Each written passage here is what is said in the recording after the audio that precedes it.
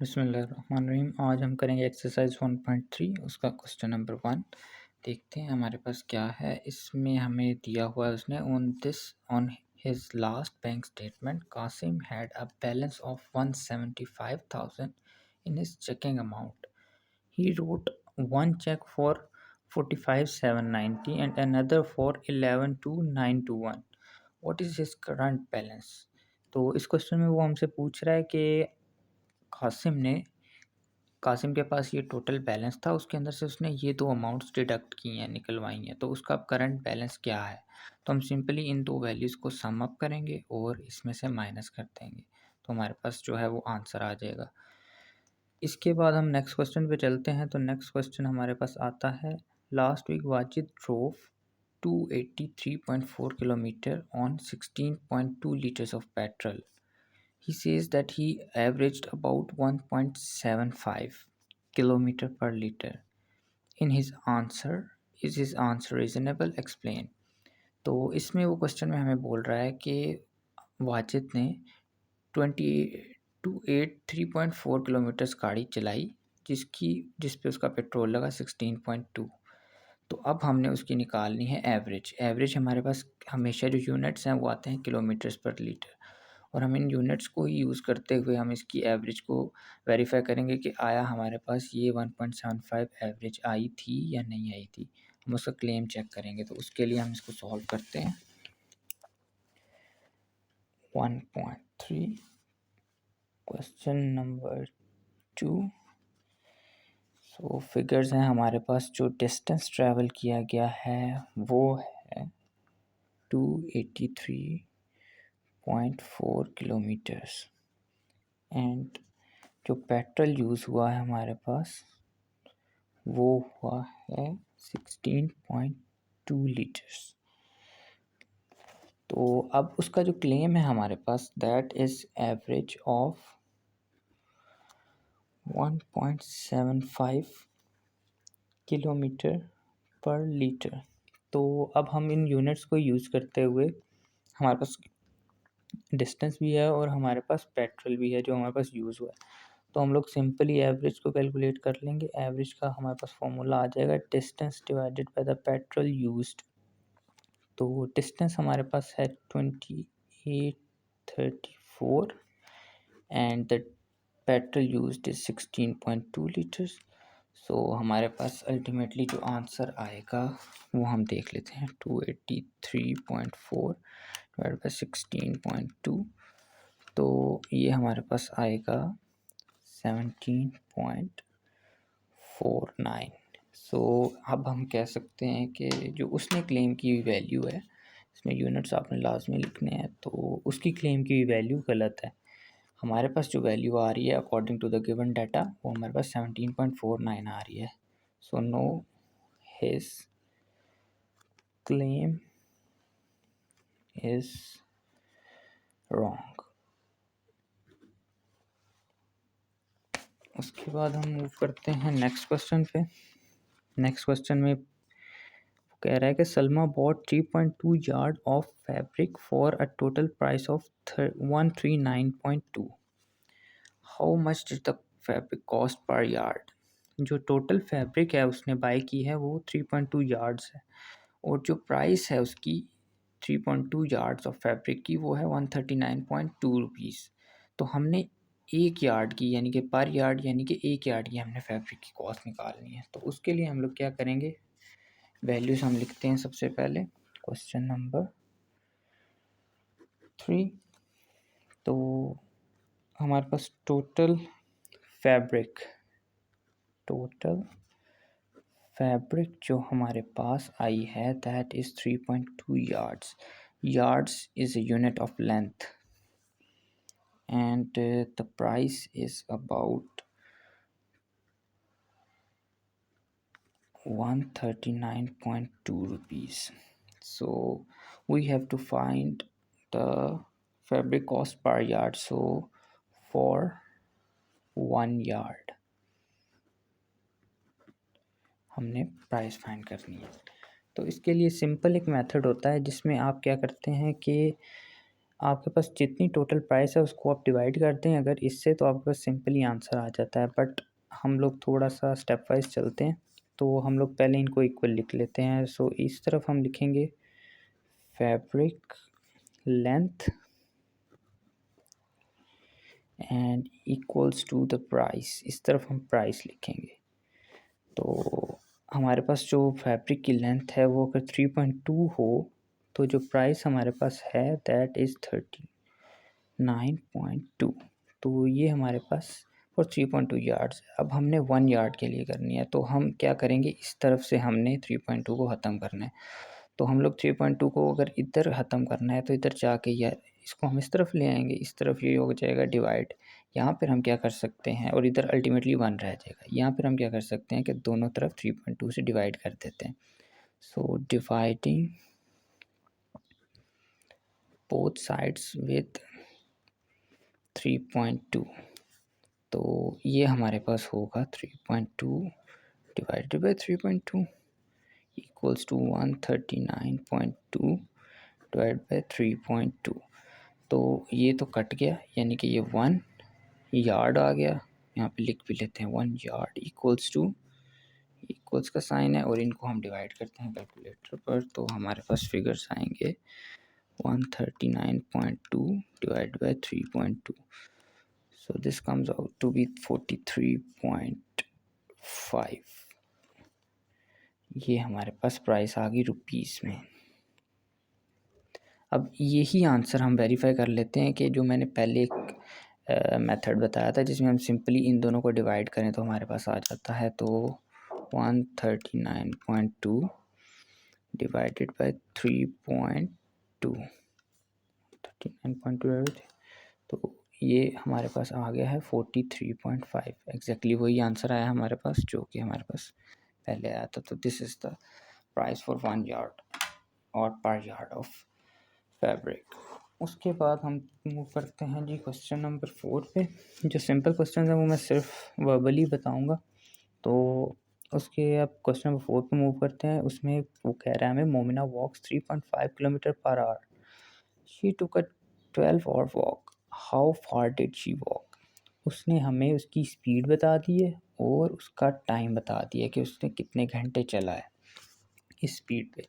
तो उसने पूछा है हमसे कि कितना डिस्टेंस उसने ट्रैवल किया है। तो इन फिगर्स को देखते हुए हम उसका डिस्टेंस फाइंड आउट करते हैं।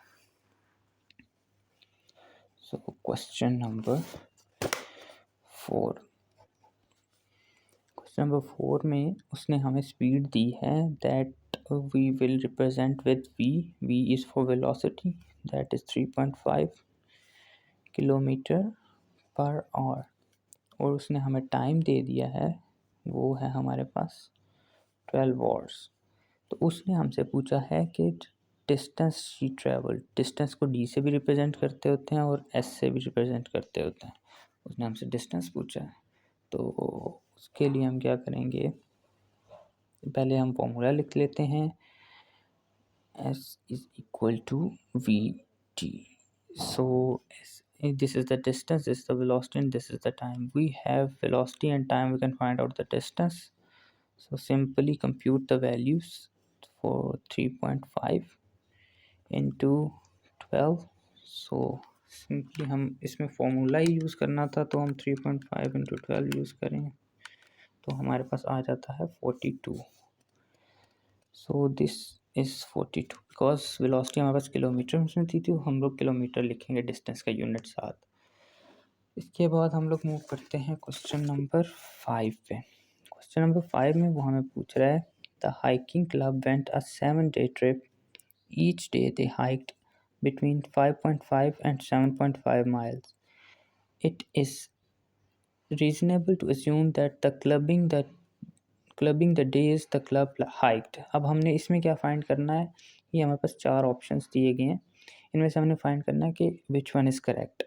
तो उसने हमसे पूछा है कि उन्होंने एक दिन में 5.5 to 7.5 माइल्स का जो हाइकिंग है वो की है, दिस इज़ द डिस्टेंस। तो उन्होंने 7 दिन में की है, तो सबसे पहले हम क्या करेंगे, इन दोनों डिस्टेंसेस की एवरेज ले लेते हैं ताकि हमारे पास एक डिस्टेंस आ जाए। वो डिस्टेंस जब आएगा हमारे पास तो हम उसको 7 से मल्टीप्लाई करते हैं, क्योंकि ये 1 दिन का डिस्टेंस आएगा, उसको हम 7 से मल्टीप्लाई करेंगे तो हमारे पास एक वैल्यू आ जाएगी। वो वैल्यू को हम यूज़ करेंगे और चेक करेंगे कि इनमें से कौन सा ऑप्शन करेक्ट है। तो सबसे पहले तो हम क्वेश्चन नंबर 5 लिखते हैं। सो टाइम लिख लेते हैं हम 7 डेज़। उसके बाद उसने हमें बताया हुआ है distance. So hiking distance is D1 लिखते हैं हम 5.5 और D2 लिख लेते हैं हम 7.5। ये दोनों हमारे पास माइल्स में है। इन दोनों की हमने अब एवरेज निकालनी है। एवरेज का फॉर्मूला सिंपल होता है, एवरेज हम लिख लेते हैं डी, जो हमारे पास अल्टीमेट डिस्टेंस आएगा that is 5.5 plus 7.5 divided by the total number of values. तो हमारे पास 2 हैं तो 2 आ गई। So this comes out to be 5.5 plus 7.5 divide by 2, 6.5 miles ये हमारे पास आ गया है, जो डिस्टेंस हम लोग यूज़ करेंगे।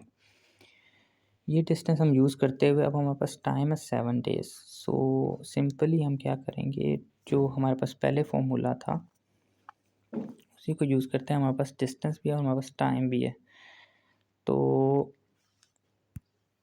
उन्होंने बोला है हमें कि 7 डेज़ के लिए, तो हम 6.5 ये हमारे पास पर डे आया डिस्टेंस, इसको हम 7 से मल्टीप्लाई करते हैं।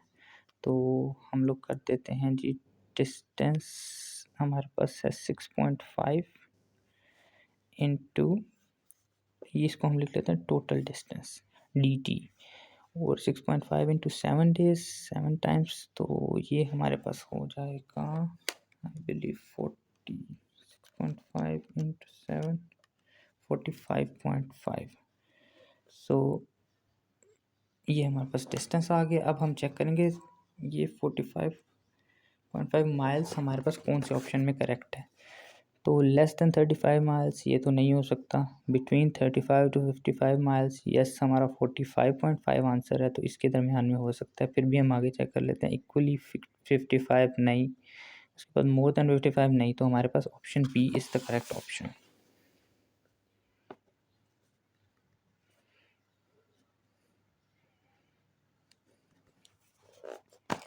उसके बाद हम अगले क्वेश्चन पे मूव करते हैं। तो उसमें हमारे पास क्वेश्चन नंबर 6 है।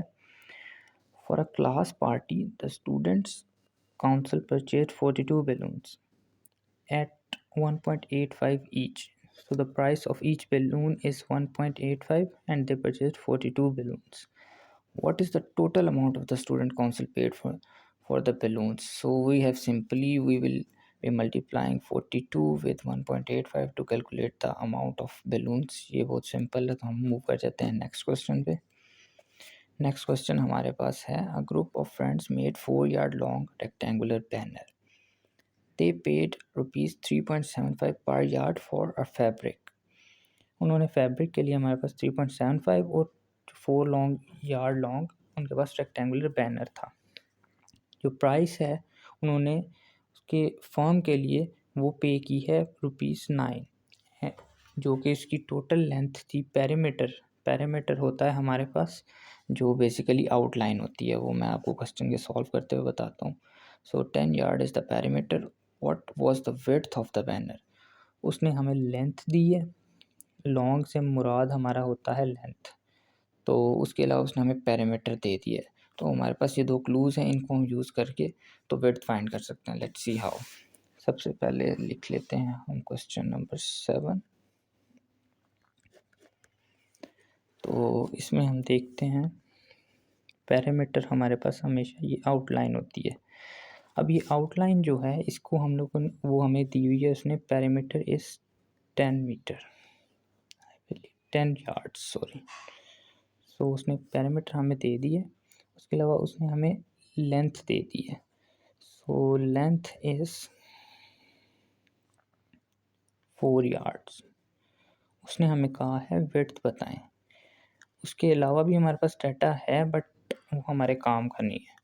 तो पैरामीटर का फॉर्मूला हमारे पास होता है, parameter equals to 2 into length plus width. ये आपको किस तरह पता लगा? ये इनको कंसिडर कर लें आप विड्थ और इनको आप कंसिडर कर लें लेंथ्स। तो हमारे पास 2 लेंथ्स और 2 विड्थ्स इक्वल्स टू हमारे पास पैरामीटर आ जाता है टोटल। तो सिंपली हम वैल्यूज़ अगर कंप्यूट करें तो 10 इक्वल्स टू 2 इंटू लेंथ हमारे पास 4 प्लस विड्थ। अब अगर 2 यहाँ पे इसको हम यहाँ पे लेके जाएँ तो ये डिवाइड हो जाएगा, तो this comes out to be 5, 2 5 ज़ा 10 एंड ये हमारे पास हो जाएगा 4 प्लस विड्थ। तो विड्थ को हम लोग यहीं पे रखते हैं और 4 को हम दूसरी तरफ ले जाएँ तो 5 minus 4 equals 1। So width comes out to be 1 yard. ये हमारे पास विड्थ आ जाएगी। इसके बाद हम लोग नेक्स्ट क्वेश्चन पे मूव करते हैं, क्वेश्चन नंबर 8। क्वेश्चन नंबर 8 को एक दफ़ा देख लेते हैं पहले। क्वेश्चन नंबर 8 क्या कह रहे हैं हमें? A shoe factory has an asset of 2,000 rupees, of which 3/5 is the capital and rest is the debt. Find the amount of capital and debt. हमने कैपिटल और डेट की वैल्यू फाइंड करनी है। टोटल जो एसेट है वो हमारे पास given है। इसने आगे हमें क्लू दिया हुआ कि what is asset. Asset is basically the sum of capital and debt. तो हम लोग उसने क्लू दिया है हमें कि जो एसेट है उसका 3/5 इज़ द कैपिटल। सो हम लोग कैपिटल अगर फाइंड कर लें तो उसको हम अल्टीमेटली एसेट से माइनस करेंगे तो हमारे पास डेट आ जाएगा। तो सबसे पहले उसको फाइंड करते हैं, तो लिखते हैं क्वेश्चन नंबर 8 और हमारे पास जो एसेट्स हैं पहले हम उसकी वैल्यू लिख लेते हैं। That is 2,000 rupees and the value and 3/5 capital हमने फाइंड करना है और उसके अलावा हमने डेट फाइंड करना है। तो सबसे पहले हम कैपिटल फाइंड करते हैं, तो उसके लिए हमारे पास क्लू है ये 3/5 है ऑफ द एसेट। तो हम कैपिटल लिखते हैं, capital is equal to 3/5 of asset. तो हम लोग सिंपली अगर एसेट की वैल्यू इसमें कंप्यूट करें तो इसको अगर हम कैलकुलेटर में कंप्यूट करें तो ये हमारे पास आएगा 120,000 ये हमारे पास आ जाएगा कैपिटल। अब ये हमारे पास कैपिटल आ गया तो सिंपली हम इसमें से डेट एसेट को माइनस कर लें अगर, तो हमारे पास डेट की वैल्यू आ जाएगी। क्योंकि उसने क्वेश्चन हमें बोला था कि ये टोटल एसेट है फॉर्मूले के मुताबिक। कि अगर आप देखें तो asset is capital plus debt. Capital हमारे पास आ गया, अगर हम इसको एसेट से माइनस करें तो हमारे पास डेट आ जाएगा। तो उसको हम सिंपली फाइंड आउट कर लेते हैं। Debt equals to 2,000 minus the capital that we just found out is 125। ये हमारे पास आगे वैल्यू आ जाएगी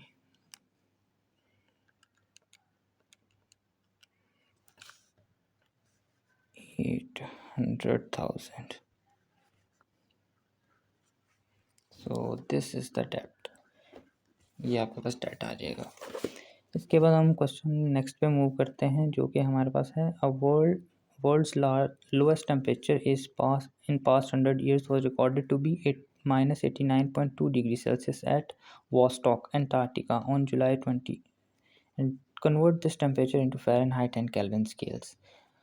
उसने ये हमें एक टेम्परेचर दिया और उसने हमें बोला है कि इसको आपने फ़ारेनहाइट, ये अभी डिग्री सेल्सियस स्केल में है, तो इसको हमने फ़ारेनहाइट स्केल और केल्विन स्केल में कन्वर्ट करना है।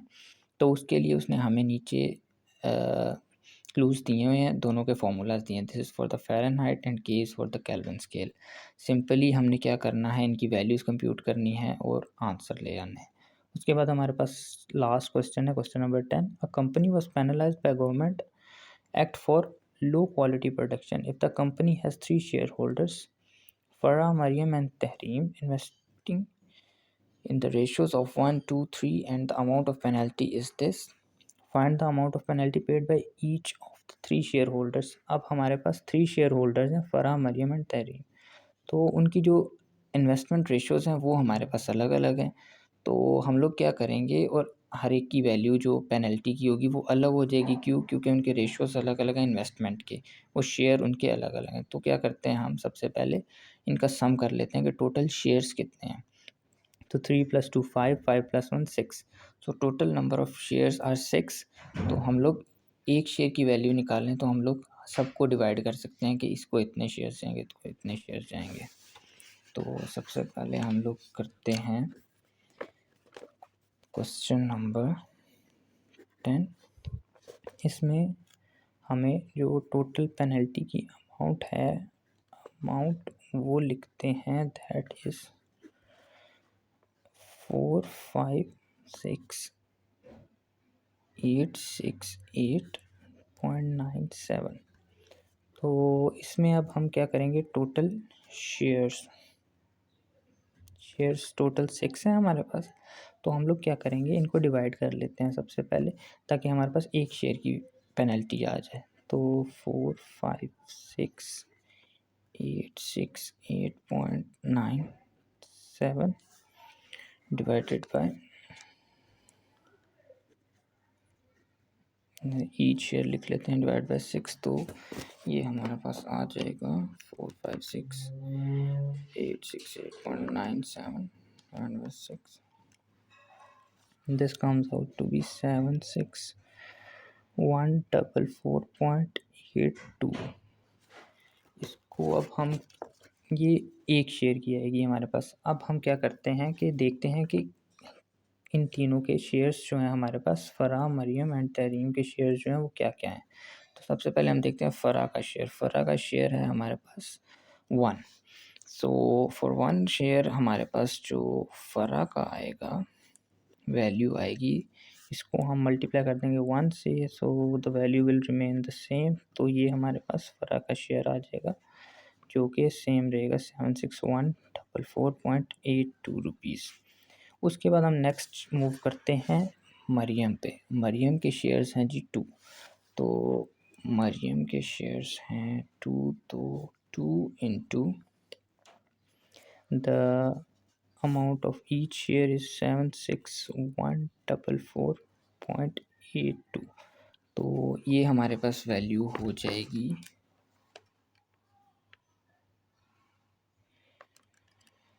152289.565।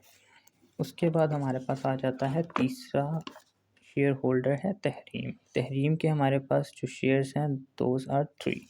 सो तहरीम 3 into 76144.82 and this comes out to be 22,843.485। ये हमारे पास तीनों के शेयर्स आ गए हैं। अब इन तीनों को आप अगर सम अप करेंगे तो आपके पास अल्टीमेटली यही वैल्यू बनेगी। सो this is it for the exercise. यहाँ पे हमारा चैप्टर ख़त्म हो जाता है। इंशाल्लाह हम अब नेक्स्ट चैप्टर पे मूव करेंगे नेक्स्ट वीडियो में।